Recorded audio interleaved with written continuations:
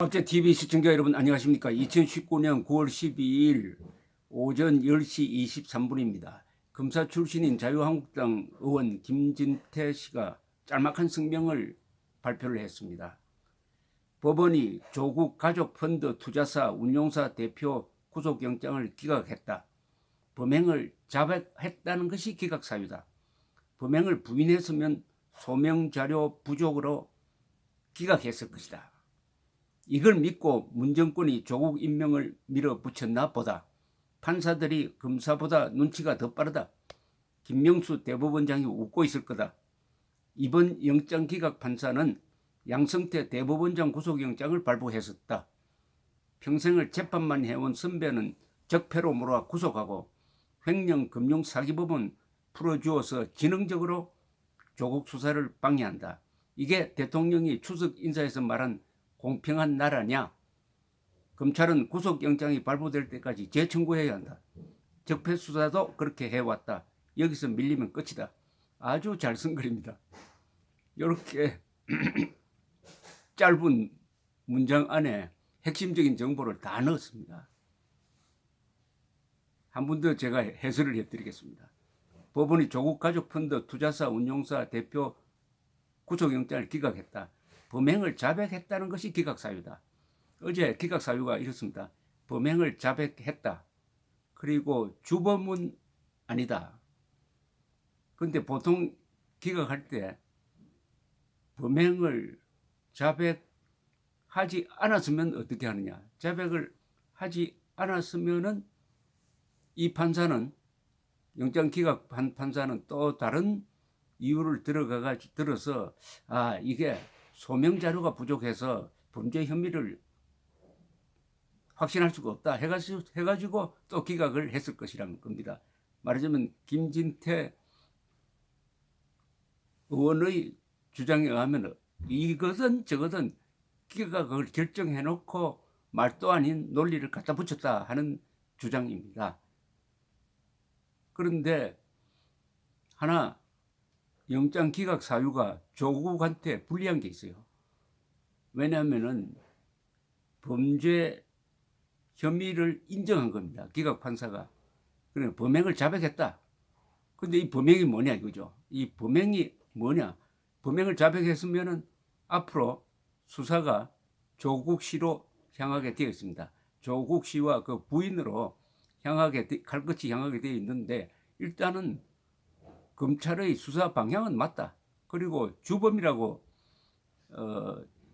눈지시 이야기한 것은 이 두 사람은 종범에 해당하니까 주범이 아직 안 잡혔으니까 종범을 먼저 구속할 수는 없다 했는데 주범으로 암시한 사람이 바로 조국 씨의 오촌 조카입니다. 지금 해외 도피해 있습니다. 따라서 그 기각 영장 내용을 보면은 결코 조국 씨한테 유리한 게 없어요.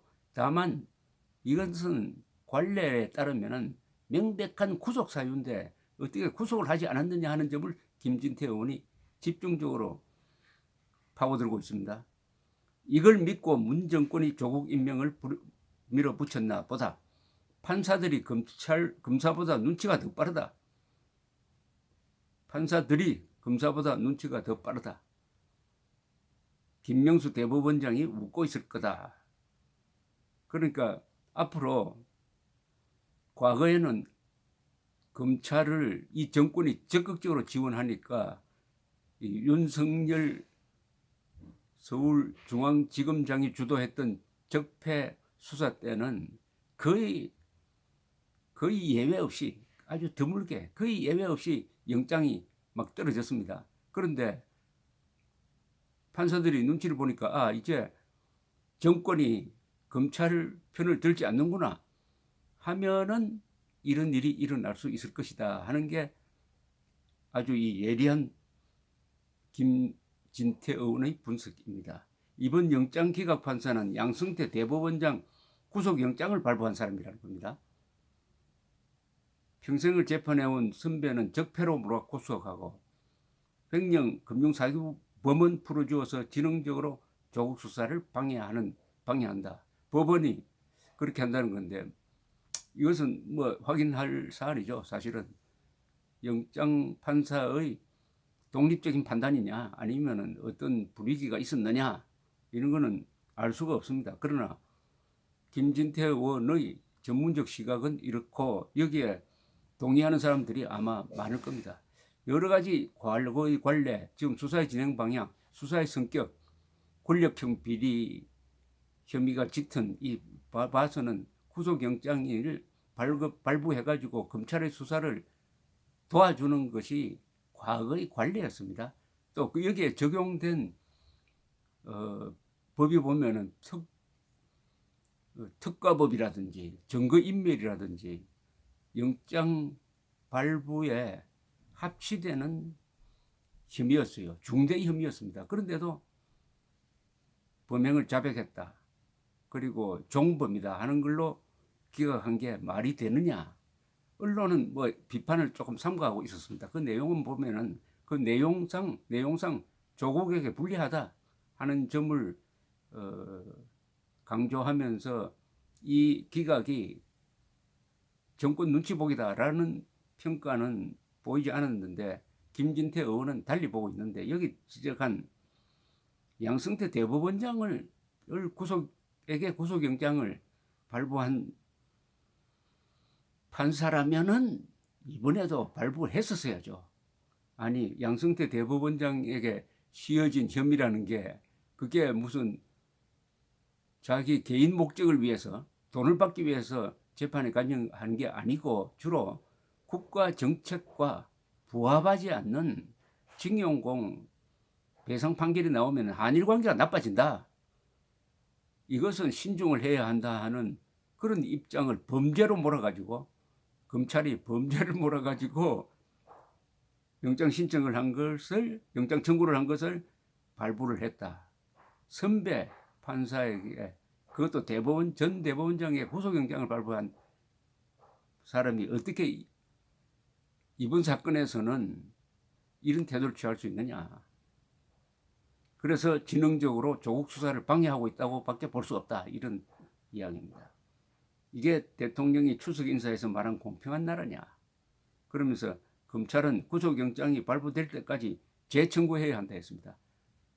과거에도 이재용 삼성그룹 부회장에 대한 구속영장이 처음에는 발부되지 않았습니다. 기각됐어요.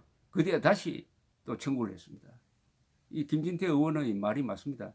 이것은 적폐수사에서도 그렇게 해왔으니까 여기서 밀리면 끝이니까 또 보강해가지고 재청구를 해야 된다 하는 김진태 의원의 이 제안은 너무나 합리적인 겁니다. 그러니까 지금 판사들은 과거에 이른바 적폐수사 때 어떤 방식으로 구속영장을 발부했느냐 하는 것을 참고를 해야 됩니다. 더구나 박근혜 전 대통령은 구속기한이 끝났는데도 또 연장해 왔습니다.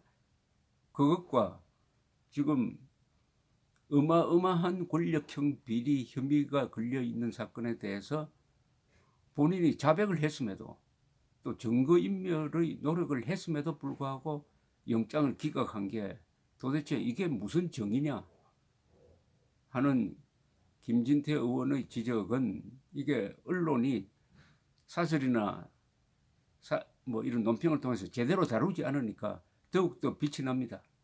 바로 정치인은 국회의원은 언론 자유가 있는 사람이에요. 그리고 경우에 따라서는 면책특권이 있습니다. 국회에서 발언한다든지 국회 회의를 통해서 발언할 때는 그 발언 가지고는 명예훼손이나 어떤 처벌도 받지 않는, 그러니까 마음대로 할 수 있는 이 국회의원에게 특권을 준 겁니다. 국회의원에게 특권을 준 것은 어떤 의미냐면 보통 사람들은 할 수 없는 이야기를 마음대로 하라는 거죠. 마음대로 하라는 거죠. 그러니까 뭐 가상으로 어떤 대통령이 간첩질을 한다면은 간첩 대통령이라는 이야기도 하라는 겁니다. 빨갱이 대통령, 간첩 대통령, 반역 대통령, 뭐 이런 대통령, 이런 이야기를 국회의원이 할 수 있어야 국민들이 용기를 가지게 된다 하는 그런 점에서 오늘 추석 연휴 전에 김진태 의원이 날린 이 성명서는 짧지만은 굉장한 임팩트가 있습니다. 한번 다시 읽어드리겠습니다. 법원이 조국 가족펀드 투자사 운용사 대표 구속영장을 기각했다. 범행을 자백한다는 것이 기각 사유다. 범행을 부인했으면 소명자료 부족으로 기각했을 거다. 이걸 믿고 문정권이 조국 임명을 밀어붙였나 보다. 판사들이 검사보다 눈치가 더 빠르다. 김명수 대법원장이 묻고 있을 거다. 이번 영장 기각 판사는 양성태 대법원장 구속영장을 발부했었다. 평생을 재판만 해온 선배는 적폐로 몰아 구속하고 횡령 금융 사기범은 풀어주어서 지능적으로 조국 수사를 방해한다. 이게 대통령이 추석 인사에서 말한 공평한 나라냐? 검찰은 구속영장이 발부될 때까지 재청구해야 한다. 적폐 수사도 그렇게 해왔다. 여기서 밀리면 끝이다. 감사합니다.